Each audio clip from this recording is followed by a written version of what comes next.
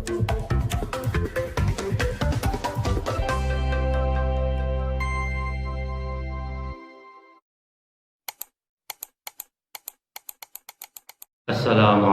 warahmatullahi wabarakatuh. Bismillah, alhamdulillah, wassalatu wassalamu ala rasulillah Sayyidina Muhammad bin Abdillah wa ala alihi wa sahbihi wa mawalah wa la hawla wa la quwwata illa billah. Amma ba'du, fa ya ayyuhal muslimun wal muslimat, usikum wa nafsi bi taqwallah faqad fazal muttaqun. Hadirin hadirat bapak-bapak ibu, alhamdulillah kita masih diberikan nikmat sama Allah, dicurahkan rahmat pada kita semua sehingga kita bisa menjalankan kewajiban-kewajiban kita dan aktivitas kita dengan mudah.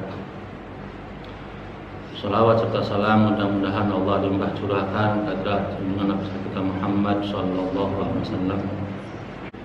Rasulullah SAW pernah bersabda, jika seseorang hamba meninggal, maka akan diantar oleh 3 temannya. Yang 2 balik, yang satunya kekal, ikut bersamanya. Jadi kita semua ketika meninggal akan diantar oleh 3 orang atau 3 teman. Yang pertama teman adalah keluarga kita, anak kita, istri kita, bapak kita, ibu kita, saudara-saudara kita yang muslim semua, mengantar kita, mengantar jenazah kita. Yang kedua adalah harta kita. Yang ketiga adalah amal kita. Yang 2 balik, yang 1 ngikut bersama kita di kuburan. Nah, di sini amal itu masih nakirah. Dalam latar nakirah masih umum. Jadi nanti di alam kubur yang menemani kita adalah amal perbuatan kita. Keluarga kita, sebesar apapun kita sayang sama keluarga kita, sebesar apapun keluarga sayang sama kita, tetap gak bisa itu kita masuk dalam kuburan.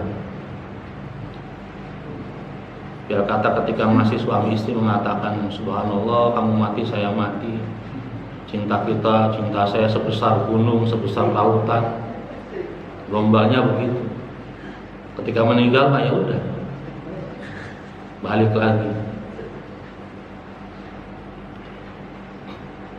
Begitu juga harta kita yang kita perjuangkan, yang kita cari, yang kita kumpulkan, rumah mewah yang kita bangun, gak mungkin ngikut ke kuburan. Kendaraan yang mewah yang kita punya, gak bakal. Semuanya akan menjadikan tinggalan saja. Lah yang ikut pada kita adalah amal kita nanti. Nah, amalnya tergantung amal yang bagaimana.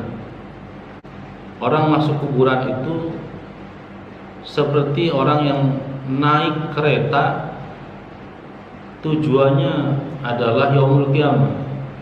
Dan satu gerbong itu cuma 1 orang, ditemani amalnya itu. Mari kita bayangkan, seandainya teman kita itu adalah amal saleh kita, rupanya bagus, menawan, wangi, enak dipandang, kira-kira betah nggak menemani kita sampai datang yaumul qiyamah? Lah kalau amal kita amal buruk, wa'iyadzubillah, na'udzubillah min dzalik, maka Allah tampakkan amal itu bagaikan orang yang menyeramkan, bau, panas. Jangankan sampai yaumul qiyamah, mungkin sejam aja sudah nggak betah. Tapi mau nggak mau, ya kudu mau. Karena perjalanan yaumul qiyamah itu jauh. Dalam sebuah riwayat mengatakan bahwasanya usia dunia ini kurang lebih sampai Hijriyah ya, 1500-an. Sekarang sudah masuk 1444 Hijriah, kurang lebih ya 50 tahun lagi kiamat datang, Dajjal keluar, wal'iyadzubillah. Karena tidak satu kampung pun yang didatangi Dajjal kecuali penduduknya semuanya ngikut ke Dajjal semua, jadi kafir semua, karena kesaktiannya luar biasa. Lah itu gambarannya seperti itu. Maka keluarga kita, terutama anak istri kita, supaya bisa mengantarkan kita mendapatkan, memperoleh ridho Allah Subhanahu wa ta'ala. Begitu juga harta kita, supaya kita gunakan mendapatkan ridho Allah Subhanahu wa ta'ala. Dan pada hadis-hadis yang dulu telah dijelaskan, ketika orang bersedekah, maka harta yang disedekahkan itu akan mengucapkan, yang pertama, saya itu kecil, kuntu shaghiran fakatsartani, saya sedikit, kata harta yang disedekahkan, fakatsartani, karena engkau sedekahkan maka engkau menjadikan saya banyak. Karena dalam bilangan Allah, orang yang berbuat baik, bersedekah, satu Allah balas 10 kali lipat. Bahkan dalam surat Al-Baqarah sampai 700 kali lipat. Kuntu faniyan fa abqaitani, kata harta yang sedekahkan, saya itu fana, hilang, rusak. Fa abqaitani, karena disedekahkan maka engkau membuat saya kekal. Dan amal pertama kali yang dimunculkan ketika orang ada di makbarah, di alam barzakh, di alam kubur adalah amal sedekah. Yang dimunculkan itu, yang menjadi tameng, yang menjadi penjaga selama kita di kuburan. Mudah-mudahan Allah limpah curahkan rahmat kepada kita semua, hidayahnya, sehingga kita gampang melaksanakan kebaikan-kebaikan. Ini sudah pada babak akhir, mendekati finish. Kita akan masuk pada al-hadis at-tasi' wa thalathun, hadis yang ke-39. Karena kitab Mawa'idus Quriyah itu mengandung 40 hadis. Sekarang masuk ke hadis yang ke-39. An Mujahid an Salman radhiyallahu taala anhuma, anin Nabi sallallahu taala alaihi wasallam. Dari Mujahid, dari Salman, semoga Allah meridhai mereka berdua, dari Nabi Muhammad sallallahu alaihi wasallam, man hafiza ala ummati hadhil arba'ina hadithan dakhala al jannah. Man utawi sapane wong hafiza kang ngreksa, siapa orangnya yang menjaga. Ada mengartikan siapa orang yang menghafal. Ala ummati, dari umat-umatku, hadhil arba'ina, menjaga apa? 40 hadis ini, dakhalal jannah, maka dia orang tersebut masuk surga. Wa hasyarahu Allah ta'ala ma'al anbiya'i wal ulama'i yaumal qiyamah. Dan Allah mengumpulkan hamba tersebut, orang tersebut, bersama para nabi dan para ulama pada hari kiamat. Faqulna ya Rasulullah, maka para sahabat bertanya, wahai Rasulullah, ayul arba'ina haditsan, apa yang dimaksud dengan 40 hadis tersebut? Faqala alaihi salatu wassalam, maka Rasulullah SAW menjawab, antu'mina billahi wal yawmil akhiri wal malaikati wal kitabi wan nabiyina wal ba'thi ba'dal mauti bil qadari khairihi wa syarrihi minallahi ta'ala. Yang pertama adalah jawaban Rasulullah adalah hendaklah kalian atau kamu beriman pada Allah dan kepada hari akhir, beriman kepada para malaikat, beriman pada kitab-kitab Allah, beriman kepada nabi-nabi Allah, beriman kepada hari perhitungan, beriman kepada kebangkitan setelah kematian, wabil qadar khairihi wa syarrihi minallahi ta'ala, dan beriman kepada takdir Allah, qadar Allah, khairihi baiknya, wa syarrihi dan buruknya, minallahi ta'ala dari Allah subhanahu wa ta'ala. Ini yang pertama adalah rukun iman. Yang ada 6 itu harus tetap dijaga. Kata Rasulullah, sabda Rasulullah SAW, 40 hadis tersebut yang wajib dijaga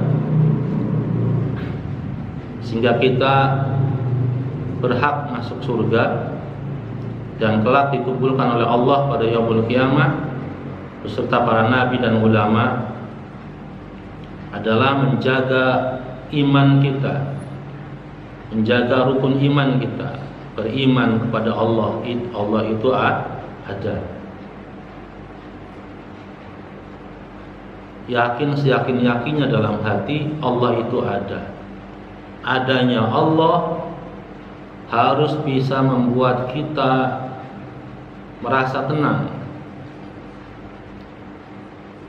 merasa senang beribadah, merasa takut untuk berbuat maksiat. Karena kebanyakan manusia hanya beriman saja, hanya tahu saja bahwasanya Allah itu ada, Tuhan itu ada, tetapi tingkah lakunya tidak mencerminkan rasa takutnya akan kemahakuasaan Allah, akan Allah Maha melihat. Jadi beriman pada Allah, Allah itu ada, Allah itu mawjud, tidak sampai kepada hatinya saja. Tindak tanduknya, kelakuannya, dan ini menjadi apa?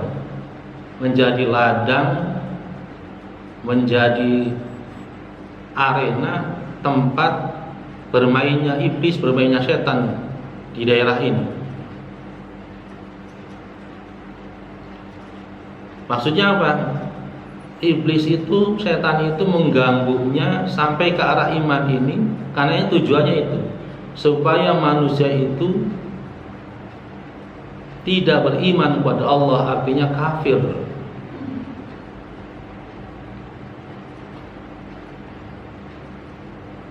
Menggoncang hatinya, meragukannya. Ketika ada dalam masalah, berdoa nggak dikabul-kabul. Lalu sampai akhirnya muncullah apa? Suudzon, Allah nggak ngabul-ngabul doa saya.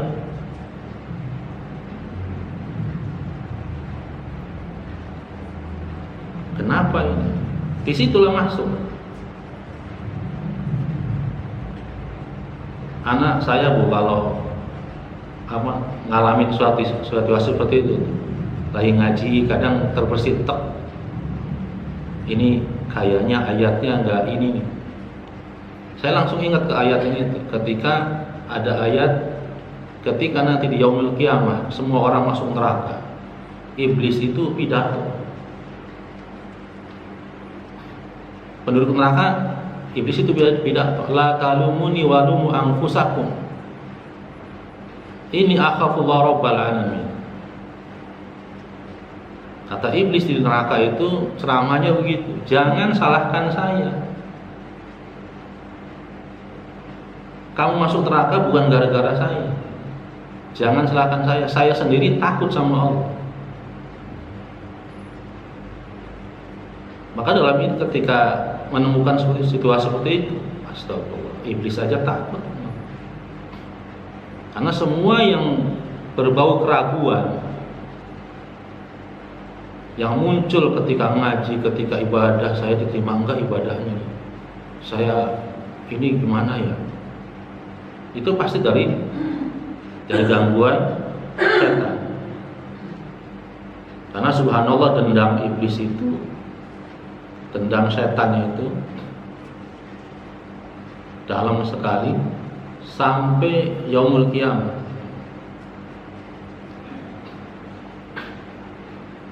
Maka kita bisa melihat begitu banyak orang-orang yang beriman pada Allah tapi yang mengatakan percaya bahwa Allah itu ada, Tuhan itu ada, tapi kelakuannya tidak mencerminkan.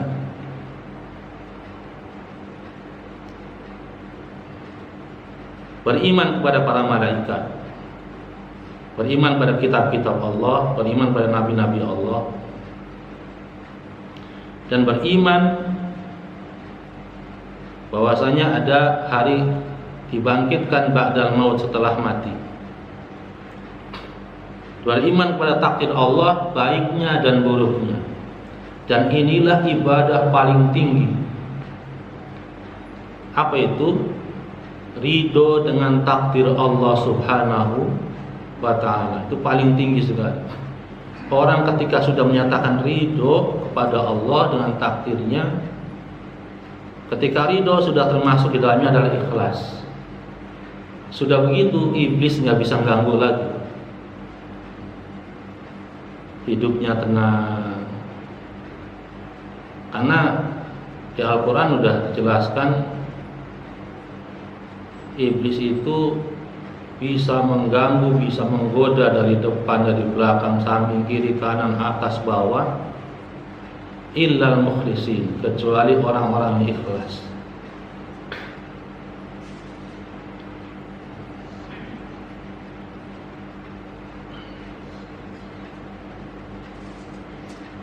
Beriman kepada takdir Allah, baiknya dan buruknya. Ketika kita mendapatkan kebaikan datang dari Allah, senang luar biasa.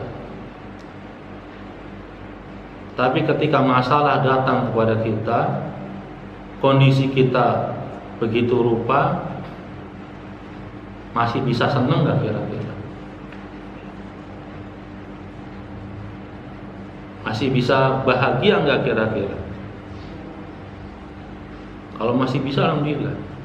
Makanya Rasulullah mengajarkan begitu, ketika mendapatkan nikmat,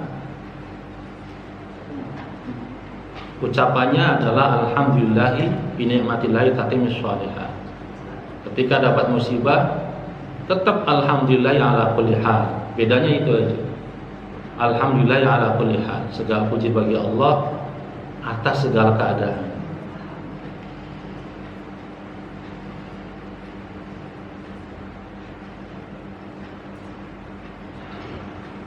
Takdir inilah yang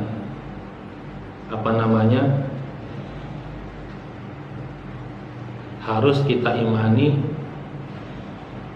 baik kita mendapatkan takdir yang baik ataupun mendapatkan takdir yang buruk.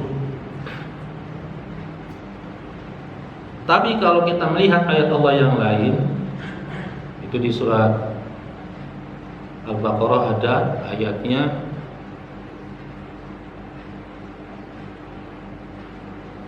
wa asa an tuhibbu syai'an wa huwa syarrul lakum wa asa an takrahu syai'an wa huwa khairul lakum wallahu ya'lamu wa antum la ta'lamun. Bisa jadi kita menyukai sesuatu itu, senang pada sesuatu, padahal itu buruk buat kita. Bisa jadi kita benci kepada sesuatu itu, padahal itu baik untuk kita. Dan wallahu ya'lamu wa antum la ta'lamun. Dan Allah Maha tahu dan kalian tidak tahu. Maksudnya Allah itu Maha tahu apa yang baik buat kita, apa yang buruk buat kita.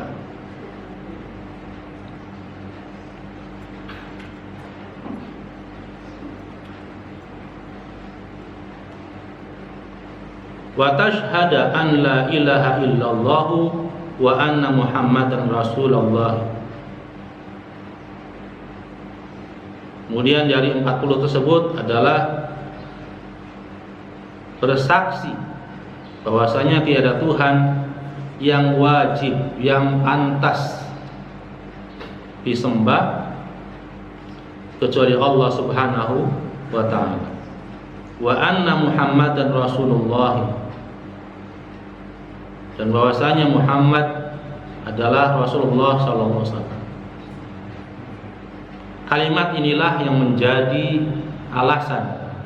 Kalimat inilah yang menjadi alasan Allah ciptakan surga dan Allah ciptakan neraka. Kalimat la ilaha illallah.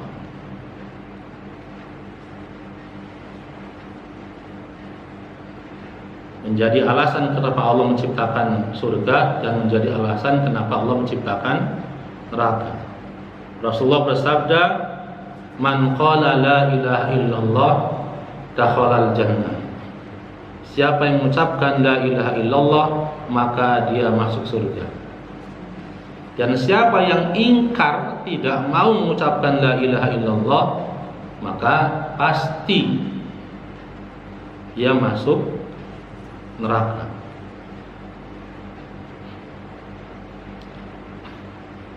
Kalimat syahadat ini luar biasa sekali. Wa tuqimas sholati fi sibagil wudu'i li waqtiha bi tamami ruku'iha wa sujudiha. Kemudian adalah berikutnya wa tuqimas sholat, mendirikan salat, fi isbagil wudu'i, dengan menyempurnakan wudu, liwaktiha, pada waktunya, tepat pada waktunya. Nah ini yang sering, kadang subhanallah ya, sering molor gitu ya, kayak ya Bu ya. Ya kita mendirikan sholat, kita melaksanakan sholat, tapi kadang mau molor waktunya. Mendirikan sholat dengan menyempurnakan wudu, liwaktiha, tepat pada waktunya, bitamami ruku'iha, dengan sempurna rukuknya, wa sujudiha, dan sujudnya. Dalam sholat sendiri, salah satu syarat sahnya adalah wudu yang sempurna, basuh tangannya, basuh mukanya, rukun wudunya. Karena wudu tersebut menjadi apa? Menjadi penanda nanti yaumul qiyamah, Rasulullah melihat semua manusia dikumpulkan di padang mahsyar. Ketika Rasul ditanyakan, bagaimana ya Rasulullah engkau akan mengenali umatmu? Kata Rasulullah, min atharil wudu, dari bekas wudunya umat saya akan saya kenali. Gampang sekali, bagaikan melihat kumpulan kuda putih di kumpulan kuda-kuda hitam. Dan umat saya itu ghurran muhajjalina min atharil wudu, bersinar terang sekali, min atharil wudu, dari bekas wudunya. Apa yang bersinar? Wajahnya bersinar, kepalanya bersinar, tangannya bersinar, kakinya bersinar. Maka Rasulullah melihat gampang sekali, oh itu umat saya. Dengan sempurnanya wudu,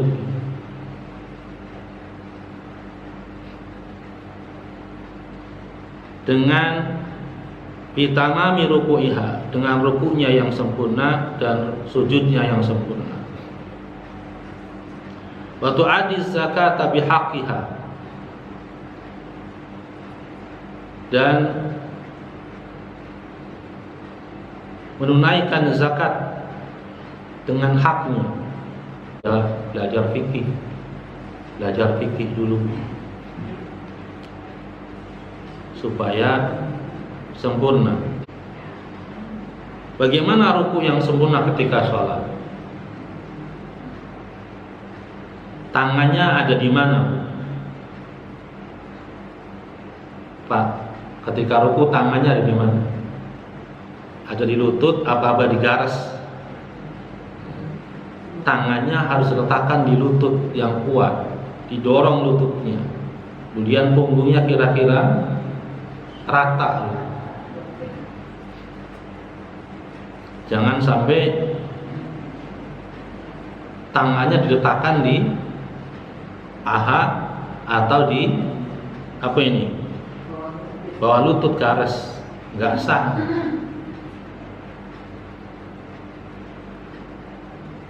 Kurang sah. Dan secara medis, ketika tangan diletakkan di lutut itu mendorong, itu meregangkan otot-otot paha dan betis, kemudian juga memperbaiki posisi tulang belakang. Dan ketika ruku benar, narik nafas itu akan bunyi retak.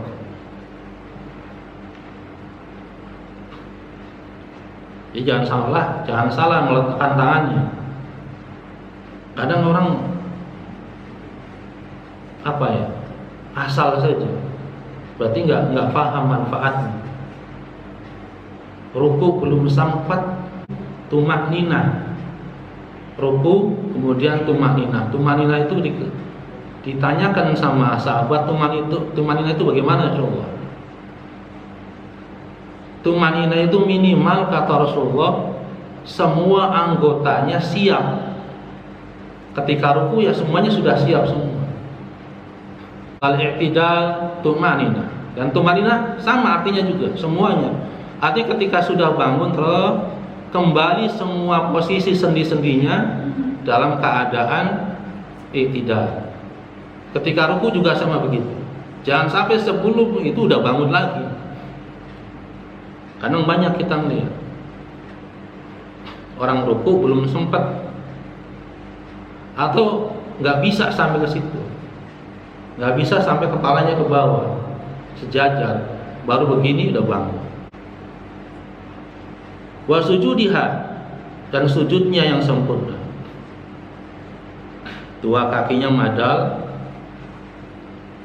kemudian tangannya sikutnya diangkat. Maka nanti kalau kita sholat jamaah, samping kita ada yang sujud tapi sikutnya nggak diangkat, itu dilarang sekali sama Rasulullah.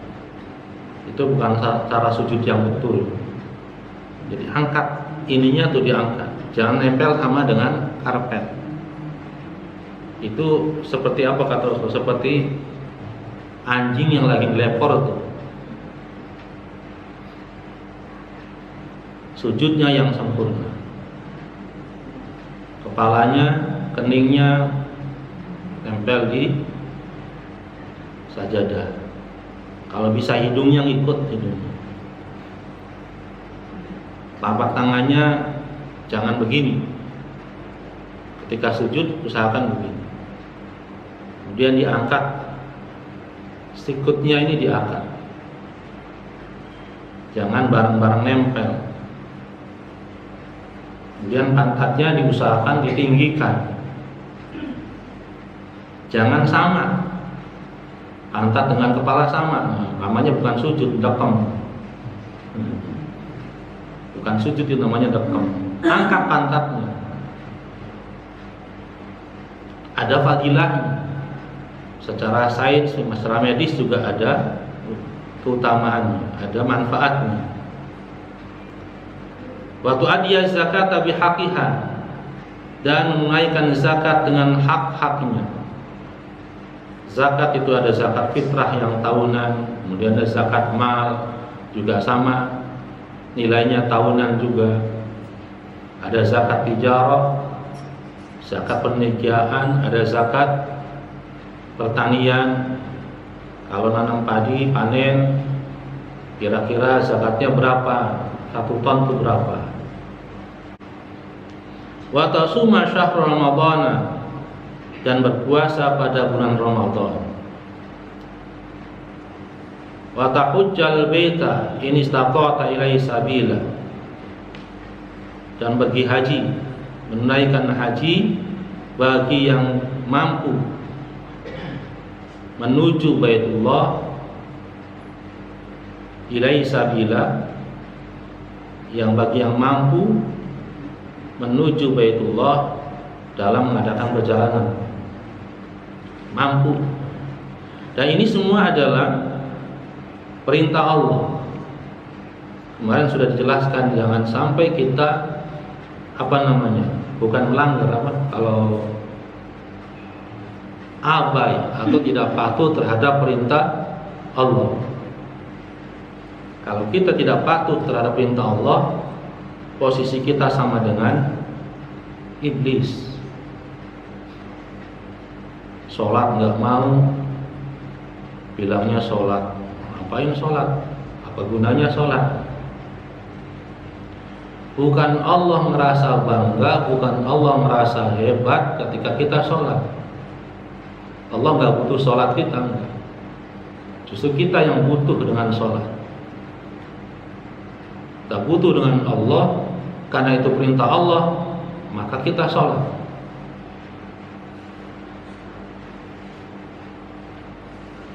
Zakat, karena zakat perintah Allah, kita bayar zakat.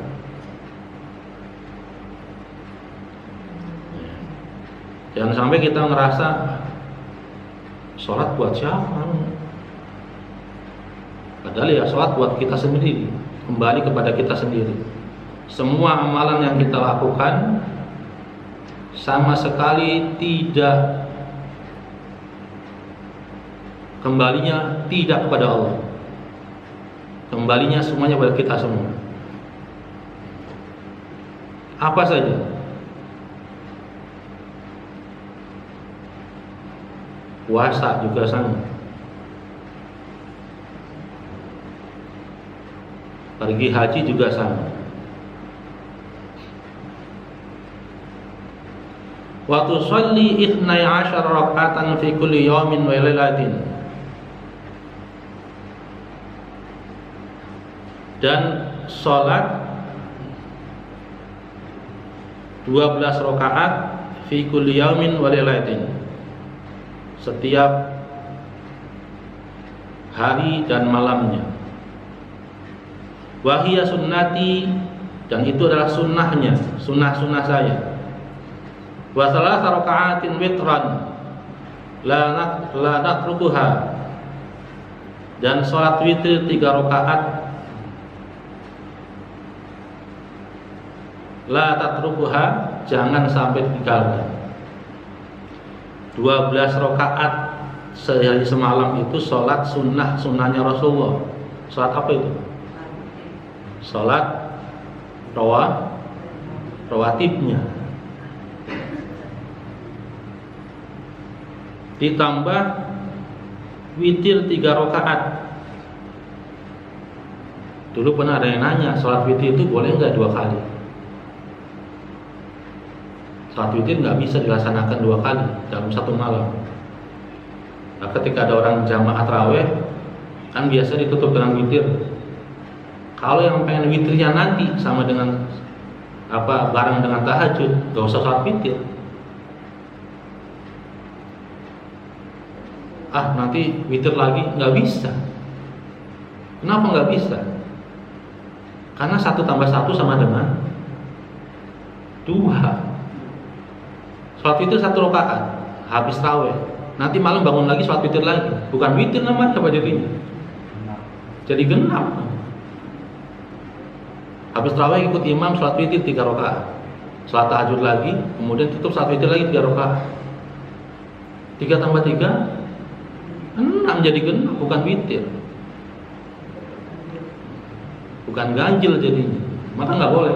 Sholat witir ya dilakukan semalamnya sekali saja. Habis sisa selesai, udah. Malam bangun sholat tahajud, ya sudah tahajud aja. Nggak usah ditutup dengan witir. Ini nggak boleh ditinggalkan. Sunnah-sunnah Rasulullah ditambah witir 3 rakaat. Kalau rasanya kayaknya berat, 1 rakaat aja boleh nggak? Boleh nggak kira-kira Pak? Boleh, mangga. Boleh. Boleh, silahkan. Namanya witir kan 1 rakaat aja boleh. 3 boleh, 5 boleh, 7 juga boleh. Cuman kadang yang dipermasalahkan ketika sholat taraweh kemudian witir, ada yang 2 terus 1 gitu. Kata Gus Bahak, Gusti Allah kok dihapusi. Ya bagusnya 3 sekaligus. Makanya ketika kita, biasaan kita adalah sholli sunatul witir salat rakaatin, langsung 3 tanpa tahiyat awal. Kalau sama tahiyat awal berarti sama dengan salat maghrib. Langsung 3, capek 1 aja, yang mangga nggak apa-apa. Ya kadang Ustaz Abu Somad ditanya, biasanya kalau sholat tahajud itu apa aja yang sholatnya? Beliau biasanya sholat setelah wudhu, sholat sunnah wudhu dulu. Kemudian habis itu sholat sunnah taubat 2 rakaat. Setelah itu sholat sunnah tahajud 2 rakaat. Terus tambah sholat hajat 2 rakaat. Diakhiri dengan sholat sunnah witir 3 rakaat. Ternyata dari sudah sholat sunnah wudhu, kemudian sholat sunnah taubat, sholat hajat, dan rasa capek, witirnya 1 rakaat aja lah, nggak masalah.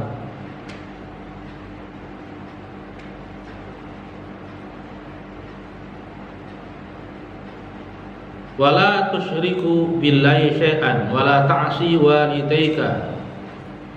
Kemudian adalah wala tusyriku billahi syai'an, jangan engkau menyekutukan Allah dengan sesuatu apapun. Wala ta'si walidayka, jangan durhaka kepada kedua orang tua kamu.